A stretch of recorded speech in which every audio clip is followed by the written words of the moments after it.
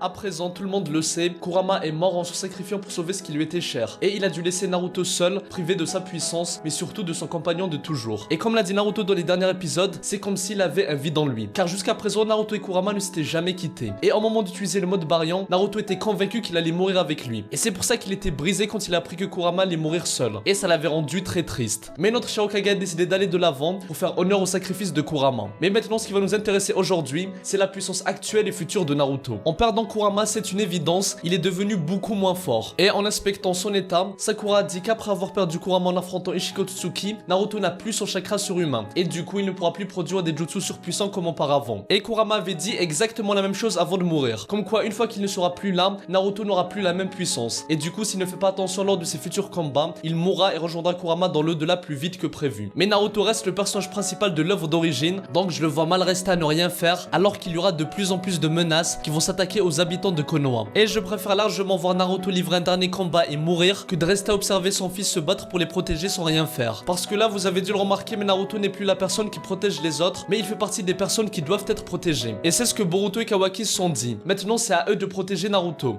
Donc, ok, c'est cohérent, mais j'en suis sûr, Naruto ne va pas rester les bras croisés. Il va trouver une solution pour débloquer une nouvelle puissance. Surtout s'il doit livrer un combat final contre Code ou un autre ennemi dans le futur. Et moi, je vois plusieurs possibilités pour la fin du personnage de Naruto Uzumaki. La première, c'est que Naruto sacrifiera pour protéger Boruto ainsi que la nouvelle génération. Parce que comme ça a été dit, Boruto peut perdre à nouveau le contrôle à cause de Momoshiki. Et il peut causer d'énormes dégâts. À cause de lui, Sasuke a perdu son Rinnegan. Et peut-être que dans le futur, Naruto ou Sasuke vont perdre la vie à cause de lui. Les deux ont dit qu'ils étaient prêts à tuer Boruto s'il venait à s'en prendre au village. Mais personnellement, je suis convaincu que Naruto ne pourra pas en arriver là. Parce que c'est une personne qui a un trop bon fond. Et qui n'a quasiment jamais tué ses ennemis. Et il leur a même pardonné leurs actes horribles. Comme quand il a pardonné à Nagato, alors que je rappelle qu'il a tué son maître Jiraiya ainsi que des ninjas de Konoha. Ou bien quand il a fait d'Obito son allié alors que c'était à cause de lui que ses parents sont fait tuer. Et qu'il s'est retrouvé orphelin et détesté par le village entier. Et la preuve, c'est que dans le dernier épisode, Naruto n'a pas pu se résigner à tuer Boruto. Car il a un amour profond pour son fils. Il ne pourra donc pas mettre fin à ses jours qu'importe la situation. Mais bon, bref, ce qui va nous intéresser aujourd'hui, c'est la puissance de Naruto dans le futur. Notre cher Hokage va sûrement livrer un dernier combat. Et si c'est le cas, Naruto va sûrement dévoiler une nouvelle puissance ou bien une nouvelle transformation qui va lui permettre d'affronter une des prochaines menaces dans un ultime combat. Et là aussi, c'est possible que le prix à payer sera sa vie, mais pas que.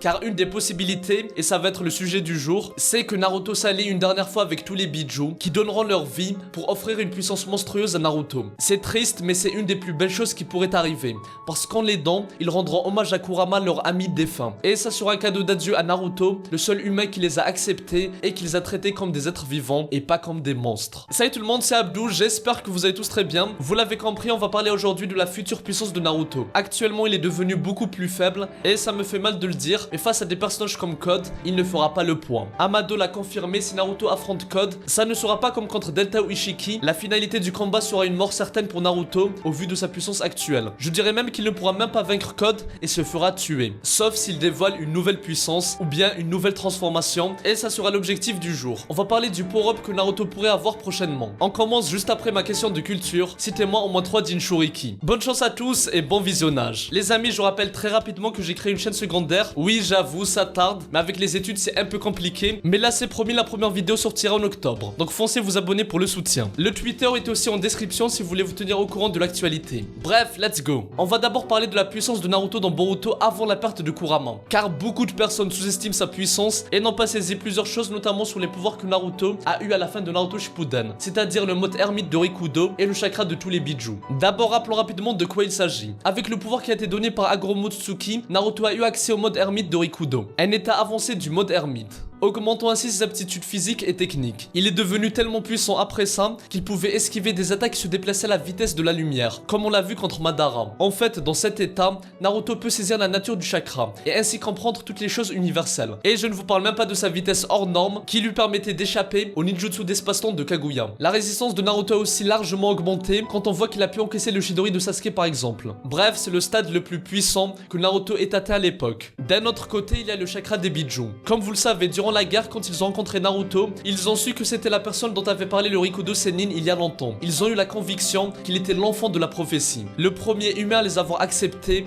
le premier à les avoir appelés par leur vrai nom. Et comme l'a dit Kurama avant de mourir, Naruto était le premier à les avoir acceptés. Et grâce à lui, ils ont pu vivre en paix. Bref, du coup, chaque Biju a donné une partie de son chakra à Naruto, ce qui est énorme, vu que grâce à ça, il peut utiliser une partie de leur puissance pour produire des jutsu surpuissants, comme le Senpo Jiton Rasengan, où Naruto combine son Rasengan avec le Jiton de Shukaku, pour créer un Rasengan avec des marques du Somodi, ce qui lui permet d'immobiliser son adversaire. Il y a aussi le Senpo Shuriken de Magma, où cette fois-ci Naruto utilise le chakra de Son Goku, le Biju à 4 queues, pour créer un Rasen Shuriken immense composé de lave. Vous l'avez compris, grâce aux autres Biju, Naruto était devenu un monstre en termes de puissance. Je n'ai même pas mentionné le Mega Rasen Shuriken démoniaque, la technique ultime créée par Naruto, dans laquelle il utilise la puissance des 9 Biju en même temps. Si vous êtes chaud, je détaillerai une autre fois toutes ces techniques, mais maintenant on passe à la suite. Dans Boruto, beaucoup de personnes disent que Naruto a perdu le mode ermite du Rikudo, ainsi que le chakra de tous les Biju, ce qui est totalement faux, et on va le prouver. Et je vais vous donner 3 preuves concrètes. D'abord, on va s'attaquer au chakra des Biju. Durant son combat contre Delta, Naruto utilisait le Yoton Rasen Shuriken, qui est, je rappelle, un Rasengan avec de la lave, utilisant le chakra du Biju à 4 queues, Son Goku. Donc c'est confirmé, dans Boruto, Naruto a gardé le chakra des Biju. Et même dans les romans de Naruto, qui nous racontent ce qui se passe après la 4ème grande guerre ninja, ça a été confirmé que Naruto a gardé une partie du chakra des démons à queue. Bref, maintenant concernant le mode ermite du Rikudo. J'en suis sûr, Naruto n'a pas perdu ce mode dans Boruto. Premièrement, dans le manga, on voit clairement sur sa main la marque du soleil, qui est le symbole du pouvoir de Rikudo qu'Hagoromo a transmis à Naruto dans Naruto Shippuden. Et jusqu'à présent, dans Boruto, Naruto utilisait automatiquement ce mode mélangé à Kyuubi. Et vous êtes nombreux à confondre le mode ermite du Rikudo et le mode Kyuubi combiné au mode ermite. Et c'est vrai, dans Boruto, l'apparence est très similaire. Mais pour faire la différence, il faut voir ses yeux. Dans le mode ermite, combiné au mode Kyuubi, il a la couleur orange autour des yeux, comme durant le mode ermite seul. Alors que là, regardez, dans le mode Rikudo, ce n'est pas le cas. Et vérifiez dans Boruto, quasiment à chaque combat, il a cette apparence. Donc voilà, argumentez dans les commentaires, mais moi j'en suis sûr, Naruto a clairement le mode Rikudo, ainsi que le chakra de tous les Biju dans Boruto. Maintenant, on arrive au drame qui est arrivé récemment, la mort de Kyuubi. En perdant Kurama, Naruto a perdu une grande partie de sa puissance, car Kurama était le plus puissant des 9 Biju. Par contre, il n'y a rien qui nous dit que Naruto a perdu le chakra des autres Biju.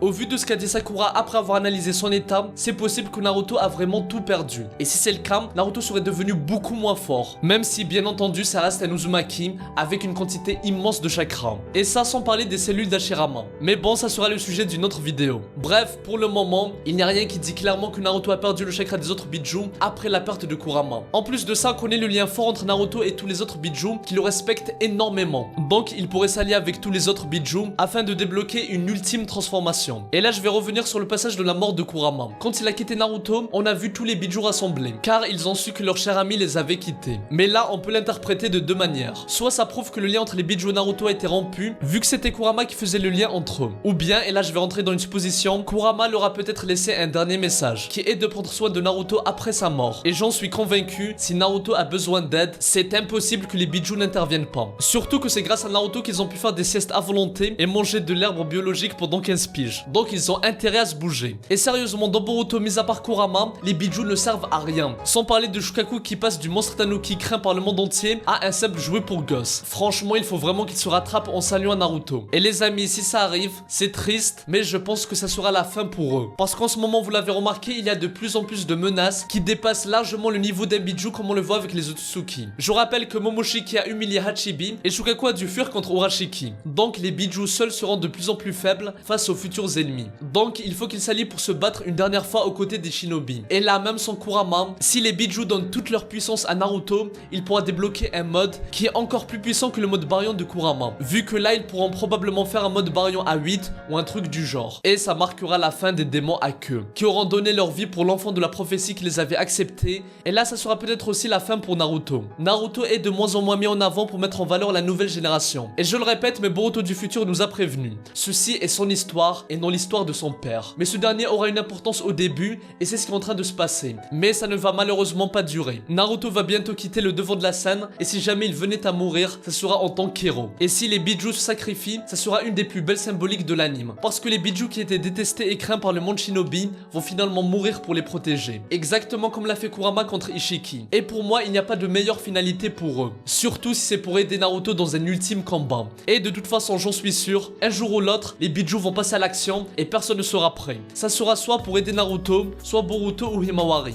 Et il y aura forcément des morts, car la suite de Boruto est loin d'être joyeuse, bien au contraire. Voilà les amis, c'était assez long, j'espère que ça vous a quand même plu. Je reparlerai de la puissance de Naruto dans Boruto dans d'autres vidéos, donc n'hésitez pas à vous abonner pour rejoindre mon labo. Foncez vous abonner à ma chaîne secondaire, du contenu arrive très bientôt, mes autres réseaux sont en description. Moi je vous dis à la prochaine, et que la paix soit sur vous. Hello, Psy, Kankuro.